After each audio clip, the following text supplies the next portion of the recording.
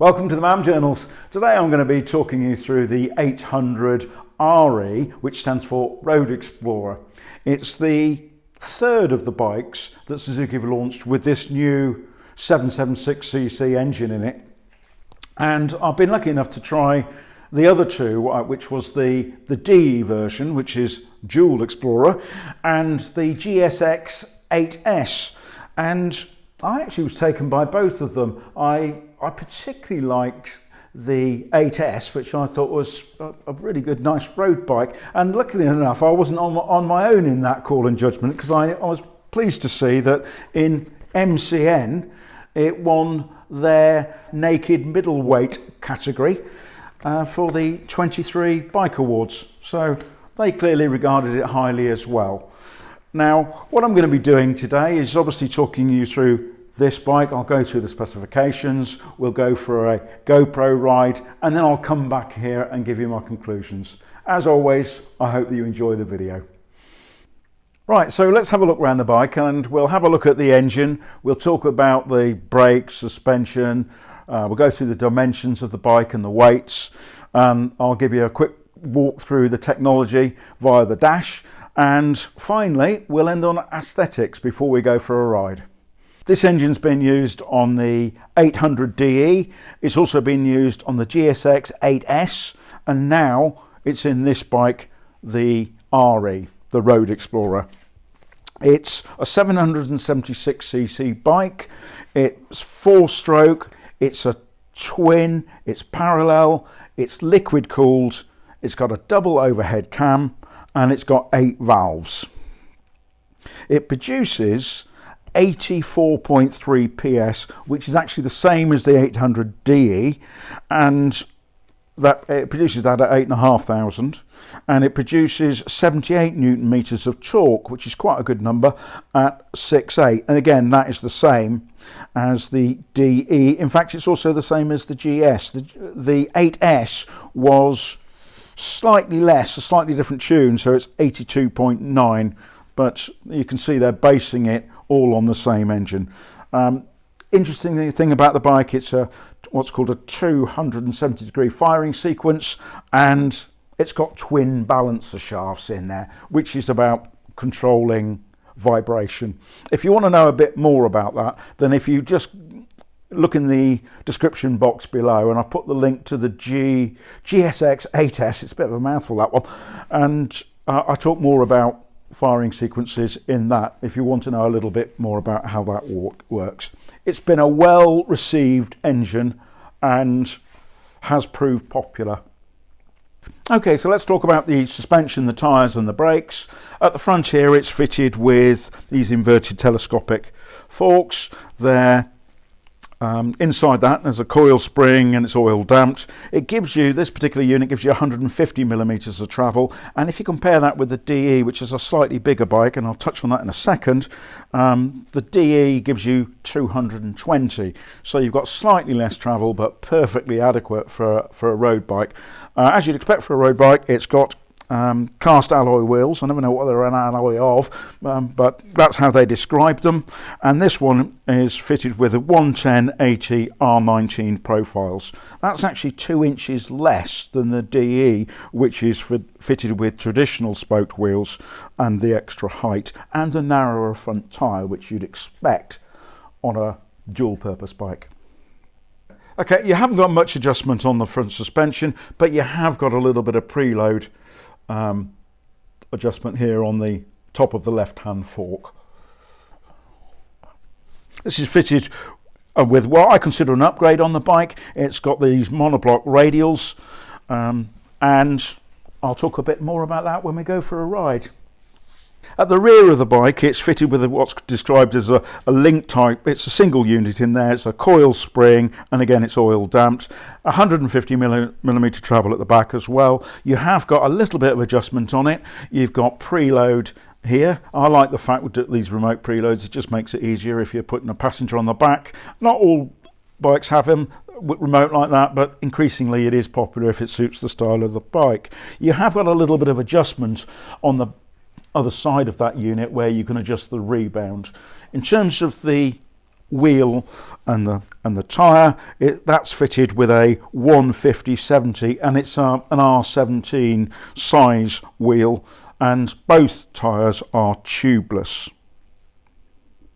Whilst we're talking about sort of wheels and tyres, I would just like to sort of say, sadly, I'm not very impressed with these Dunlop OE fitted tyres. These are personal opinions. I know Dunlop make great tyres because the Yamaha Experience, which run the track days for Yamaha for customers, they use Dunlop tyres both for the wet weather conditions and for the dry, and they're fantastic. But these OE tyres, and I've had a few bikes with them fitted now from them, they just don't seem to have any wet weather, cold weather grip, so I find them a bit alarming. I'm sure better riders than I don't notice at all, but just calling it as I see it, I personally think it's a shame that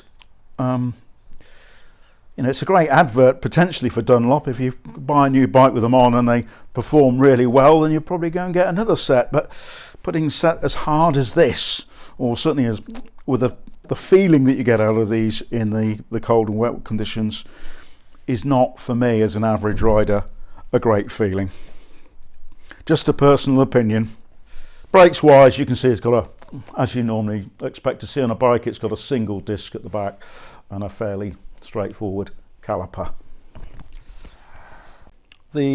Starting with the dimensions and some of the weights, the wheelbase of this bike is 1515. It's actually sort of halfway between the S and the DE, because the DE is 1570, so a bit longer, and the 8S is 1465, so a bit shorter, and that gives us a bit of a clue how it will handle out on the road.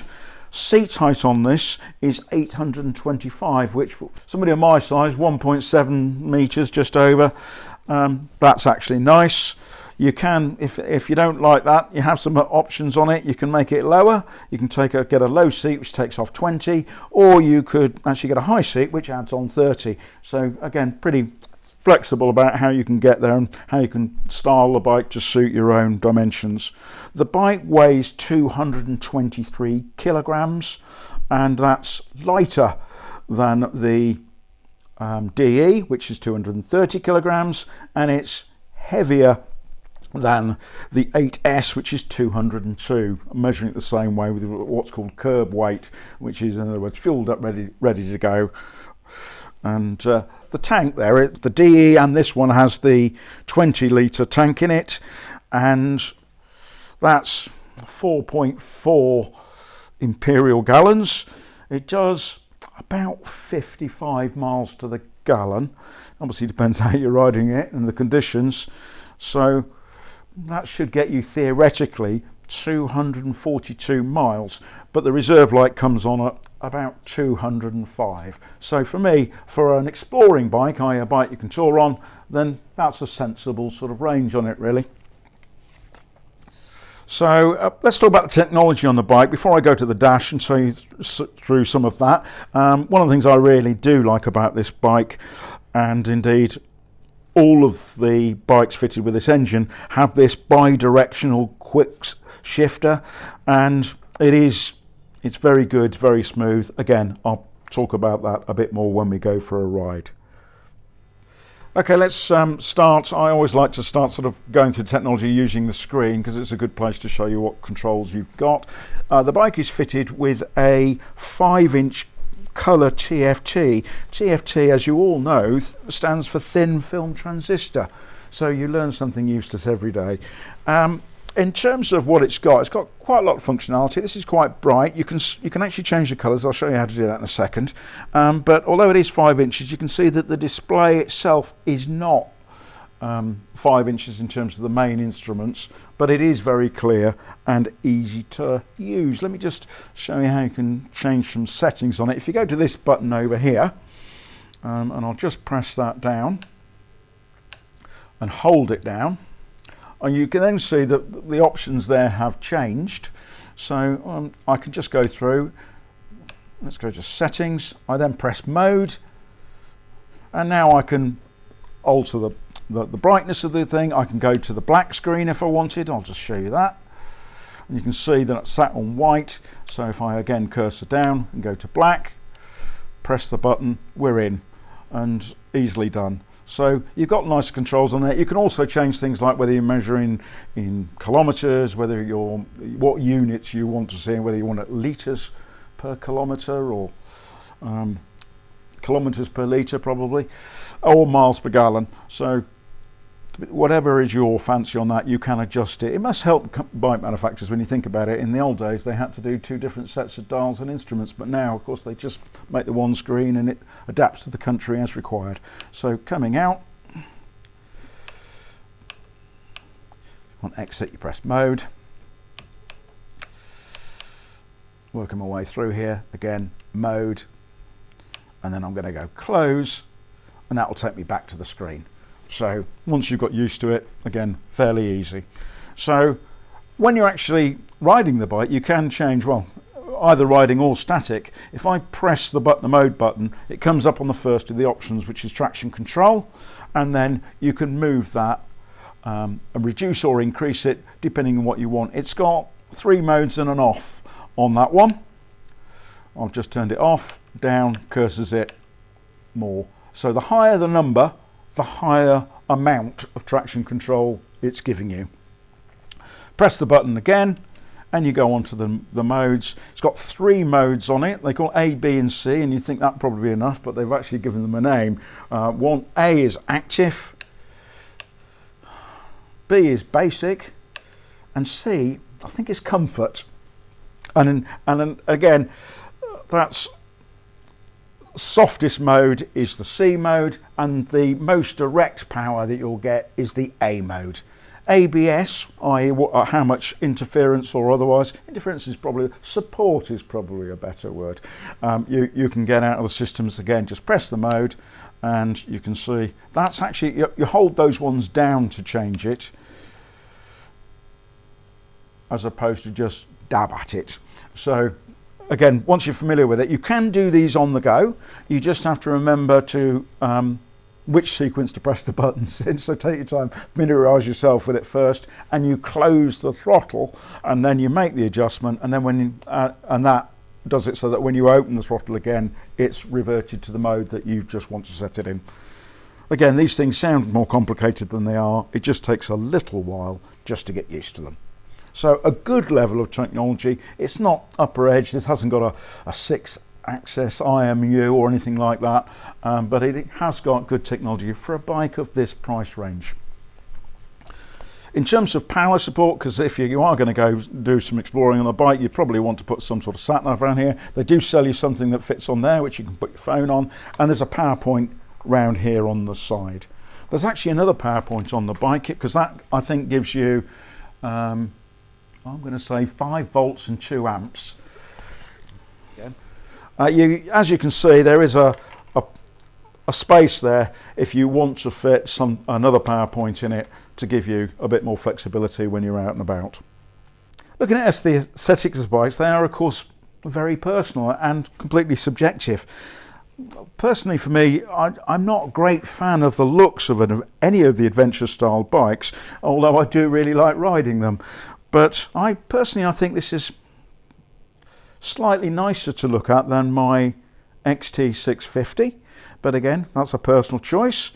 And the bike I actually post when making these videos, I post on my social media under Michael MAM on Facebook, and you're very welcome to join that, by the way, if you like. Well, as long as you're not selling t-shirts or worse, then you are very welcome to join, and you can see stuff as I go along. And when I put photos up there, we got quite a mixed response from it. Some people were saying how nice it looked, and others were saying they weren't too sure about it. Some people aren't sure about the angle here of the front screen. Thought it was a bit upright, but again, beauty is in the eye of the beholder. Things I like about the bike, I do like the finish on it. I think it's nicely done. I like the fact that they've done these in the silver, because often bikes nowadays they tend to use gold or yellow. So I think that's got a nice sharp look to it, and it ties in nicely with what they've done here on the subframe at the back there. So I like that. I also like the look of the engine. I think that unit looks well, and from a practical point of view, it's pretty easy to clean, because hopefully it looks clean as you're looking at it on screen, but it didn't look like that when I came back from my rides, so it did come up relatively easily, although I did have to spend a few hours on it, but I do on most of the bikes I film anyway. I quite like what they've done here with the exhausts. It's quite tidy arrangements. Not everybody is a fan of this black finish, but it doesn't bother me. I think it's keeping with the bike, but again, all these are personal choices. It's very typical of an adventure bike. One thing they've done slightly differently aesthetically on this to the DE is the adding of this. They're quite clever really how they do it. They make it look like they're different panels by the way they put the logos on and various other things, but actually a lot of this is shared components from the other model, as you'd expect, with just that bit giving the distinct touch. Although I know that some channels can make their reviews much quicker than I can, I actually prefer to ride a bike for a few days before even thinking about what I want to say or indeed film. The 800RE was a case in point. I didn't even turn the camera on until the second day, and I had 150 miles under my belt. Having stopped at the excellent Cote Cafe in the Cotswolds, I made my way through Chipping Campden. The bike carries its weight quite high, so the turning circle can feel wide, although this was, for me, more about confidence in the balance rather than any constraint in the geometry or steering lock. It's almost certainly about familiarity, which obviously improves with use. Once rolling, the bike is smooth to ride in traffic and the clutch is easy and predictable. I like the riding position. It's upright and gives clear visibility. This bike was in the early stages of running in, so I initially kept it to quite low revs, gradually increasing them as the engine and gearbox bedded in. I also tend to occasionally hold the bike in a lower gear than I would in normal use. Quick shifting up to 6th isn't always the best way to run an engine in, although you won't be surprised to hear there are a multitude of opinions on this subject. Fortunately, as I mentioned earlier, I've ridden both the 8S and the DE, so I know the engine and gearbox well.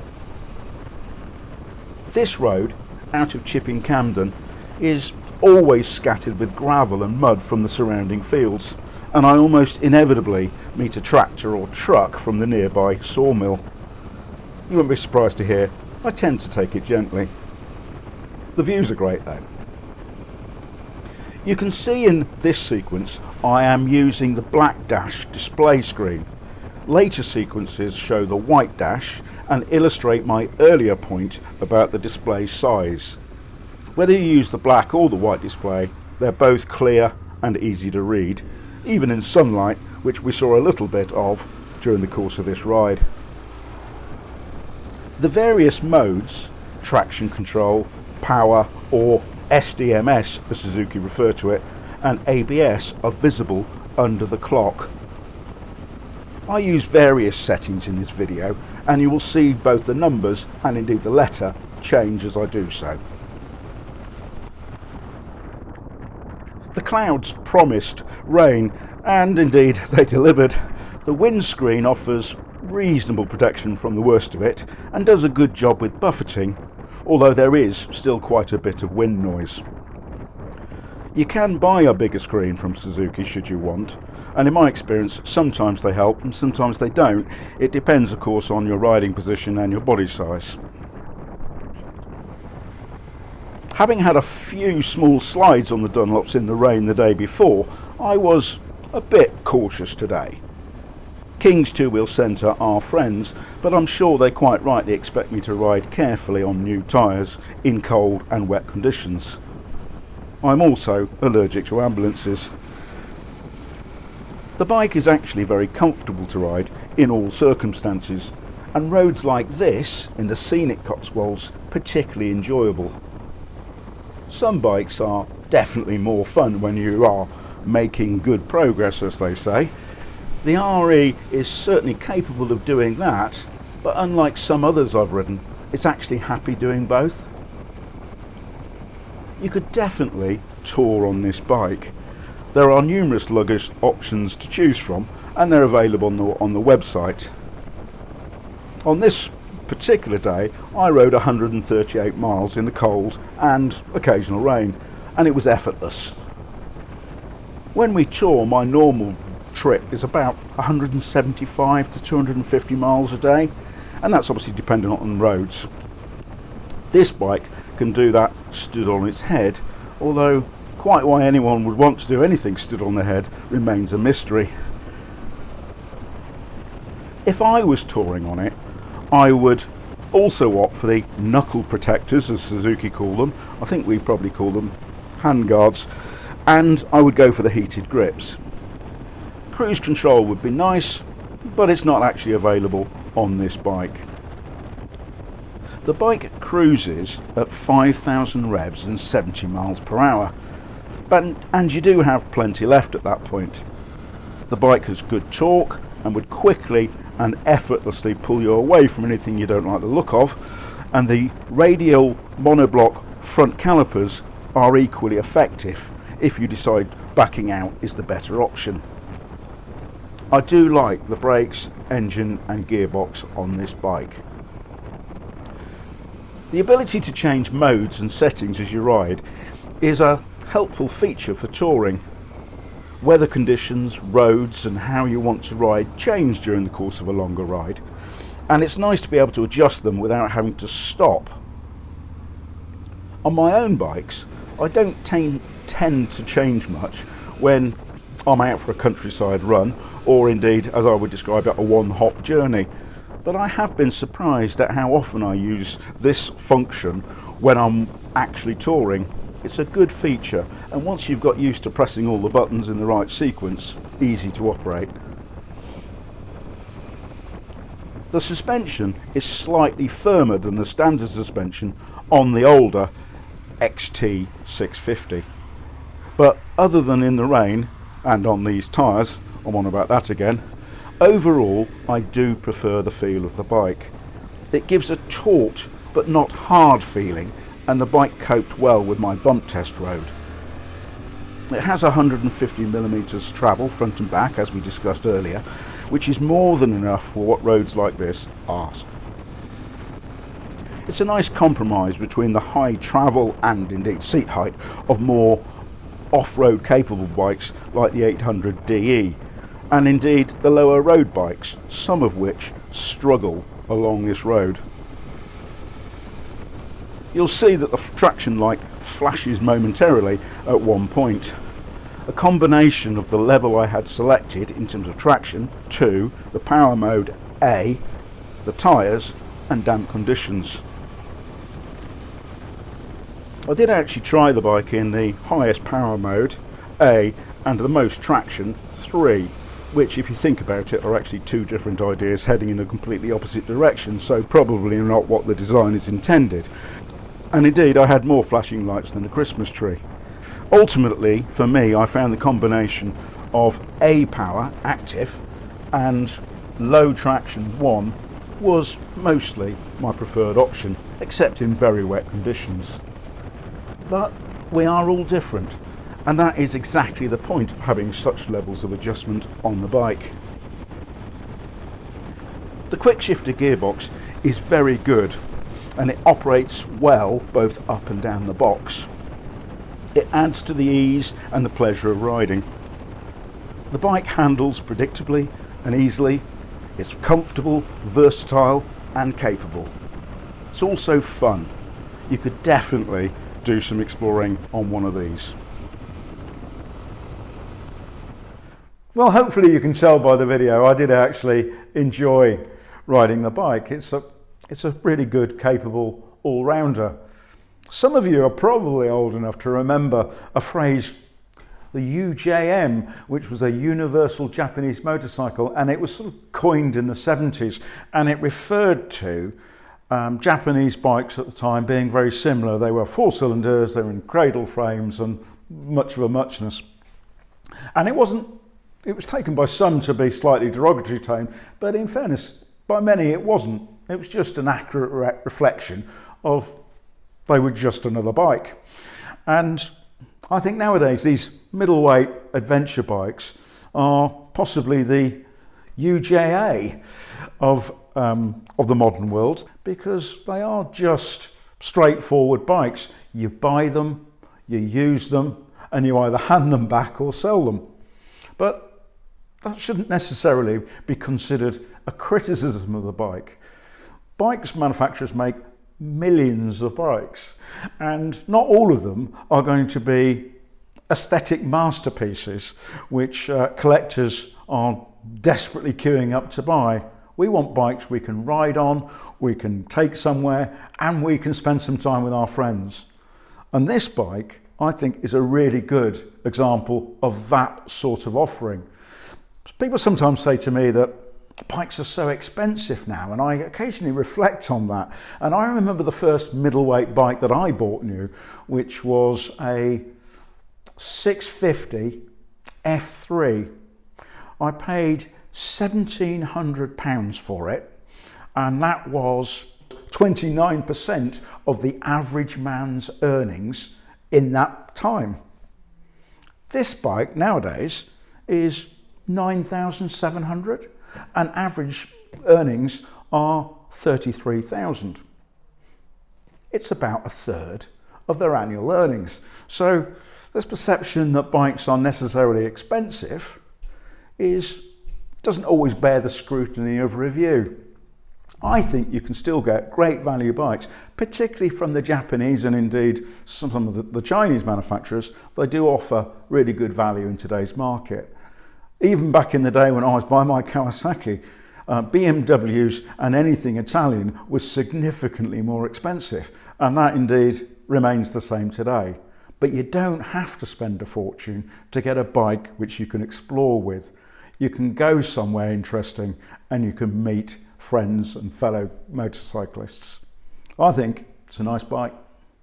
When I think about that sort of pricing point and all the rest of it, and I spent a third of my income buying a bike, which frankly is nowhere near as good as this in terms of equipment and capability. I think we're lucky to be able to have such bikes available.